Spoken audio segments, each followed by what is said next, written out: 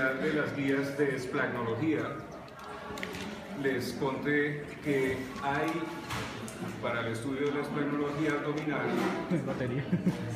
una región importantísima, un par de regiones importantísimas en el abdomen, y son la ijada o flanco, que es la pared del abdomen desprovista de huesos, y la fosa paralumbar.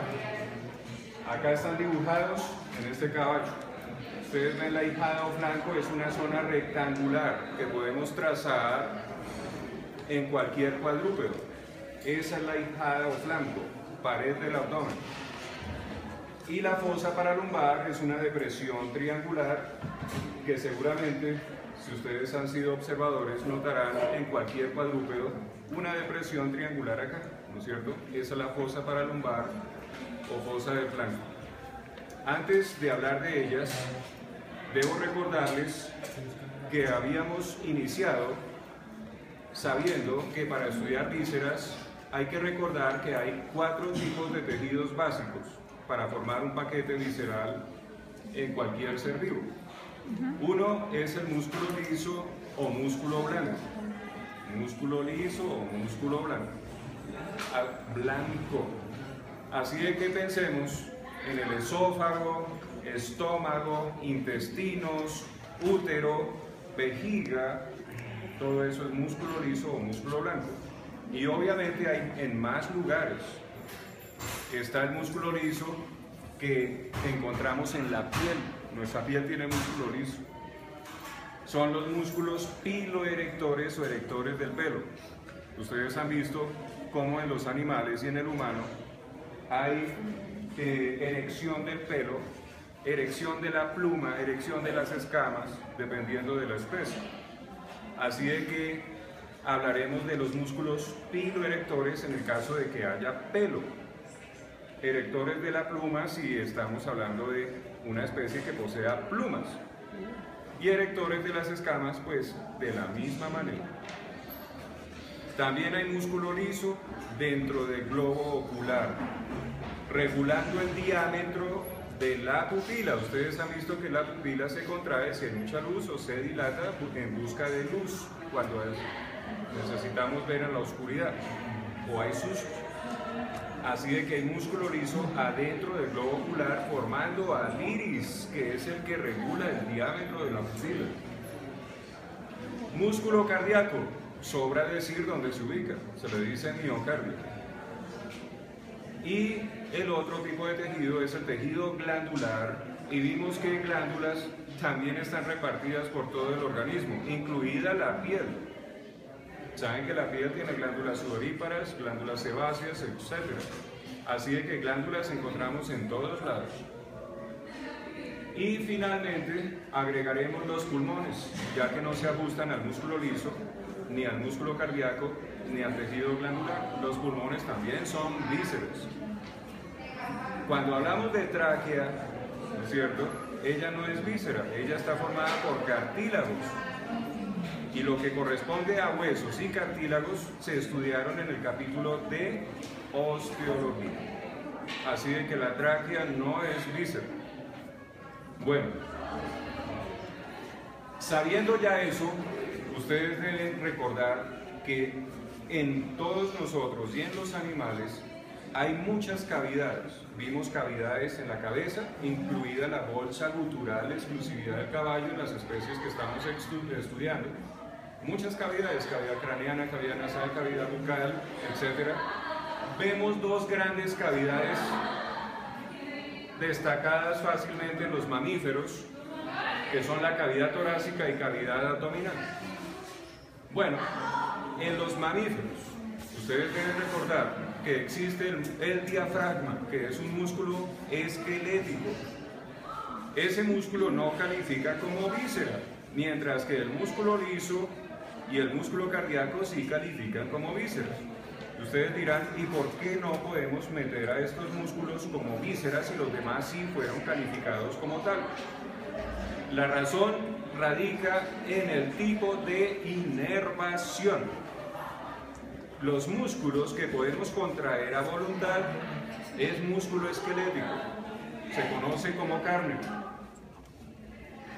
Ellos se contraen en respuesta a la inervación motora del sistema nervioso voluntario. Nosotros podemos contraer o relajar nuestros músculos a voluntad. Eso hace que no sean vísceras. Las vísceras son reguladas únicamente por el sistema nervioso autónomo, o involuntario, o vegetativo, o visceral. Así de que nosotros no tenemos control sobre las vísceras, sobre ningún tejido visceral. Ahí está la diferencia. Vimos que en la cavidad torácica hay una cubierta membranosa de tipo seroso llamada pleura. Para los que ayudaran a hacer las disecciones, pues se les mostró donde están los pulmones y el corazón, unas membranas transparentes envolviendo a los pulmones, envolviendo al corazón y tapizando el interior de la caja torácica. Eso es la pleura. Y hablamos de que en casos de pleuritis o inflamación pleural, habrá en ese paciente síntomas cardiorrespiratorios, dolor a nivel torácico. Mientras que en el lado abdominal, es decir, atrás o por debajo del diafragma, ya la situación cambió. Hay una membrana serosa, tiene el mismo aspecto, pero se llama peritoneo. Eso nos permite diferenciar fácilmente cuando estamos en el lado torácico, hablando de pleuras, y cuando estamos en el lado abdominal, hablando del peritoneo.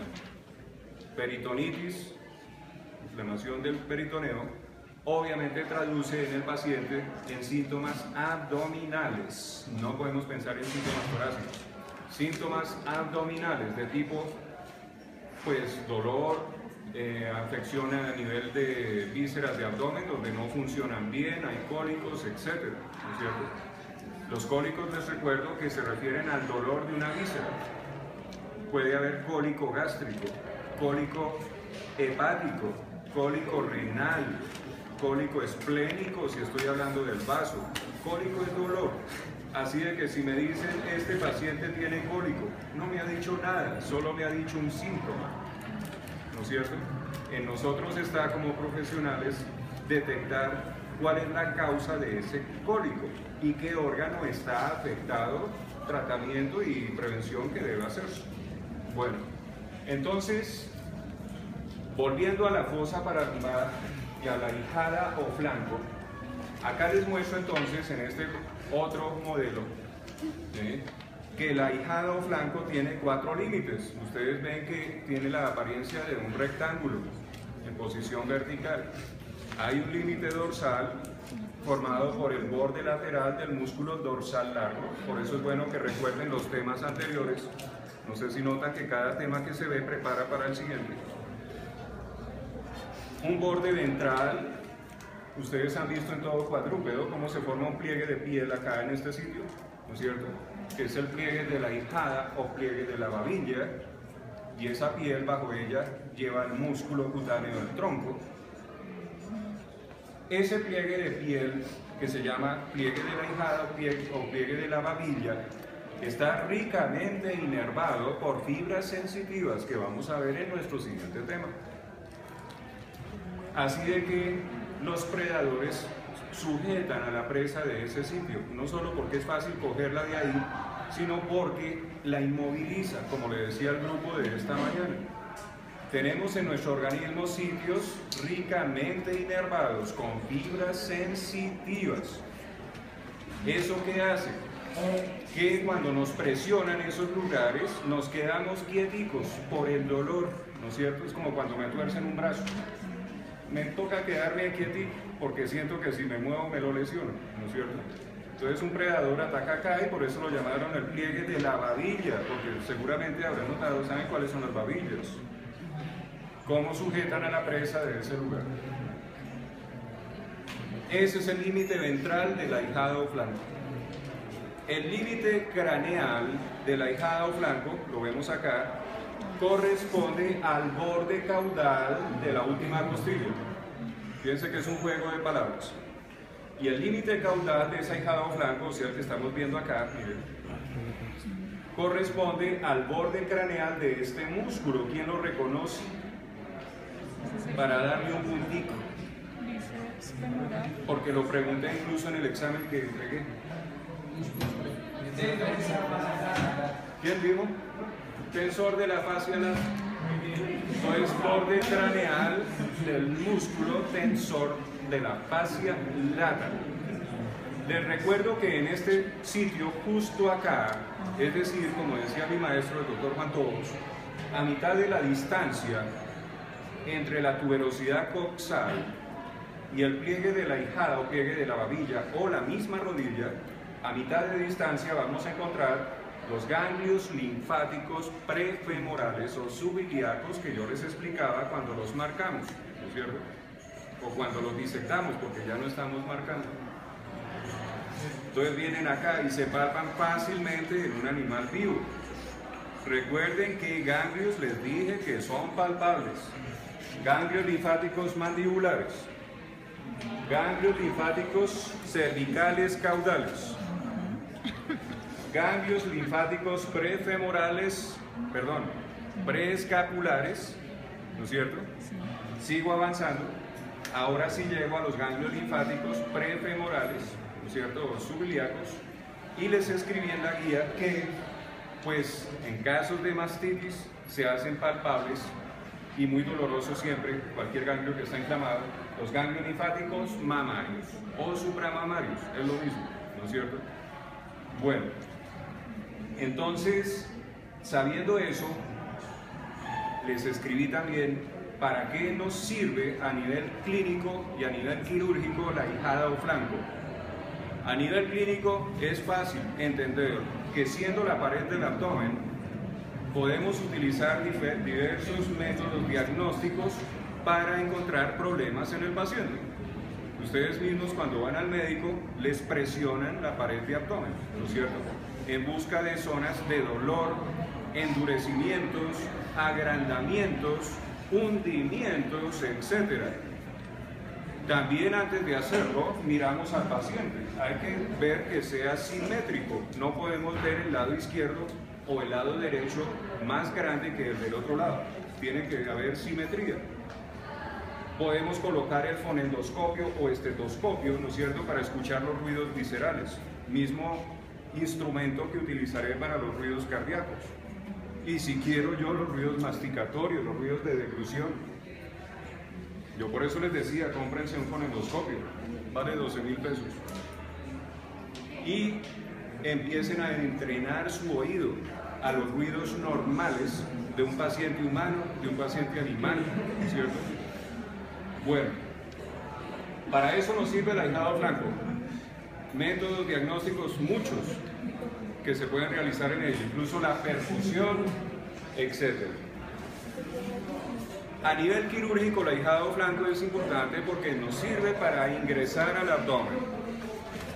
Abrir abdomen se le llama laparotomía o celiotomía.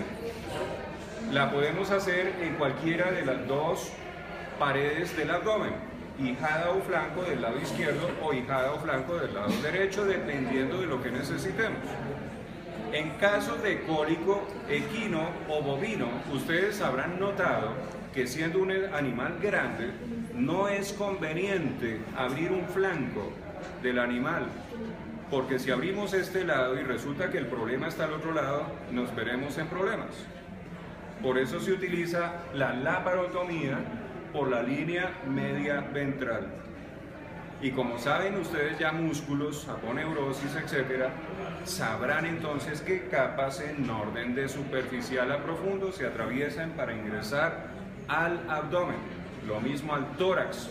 Bueno, la otra es la fosa paralumbar o fosa del flanco, zona triangular deprimida siempre en todos los animales sanos, ¿no es cierto?, cuadrúpedos, y ella tiene tres límites. El límite dorsal es el mismo de la ijada, es el borde del músculo dorsal largo. El límite ventral viene acá. ¿Quién quiere otro puntico? ¿Quién me dice qué músculo es este de color oscuro acá, cuyas fibras van en sentido ventrocraniano?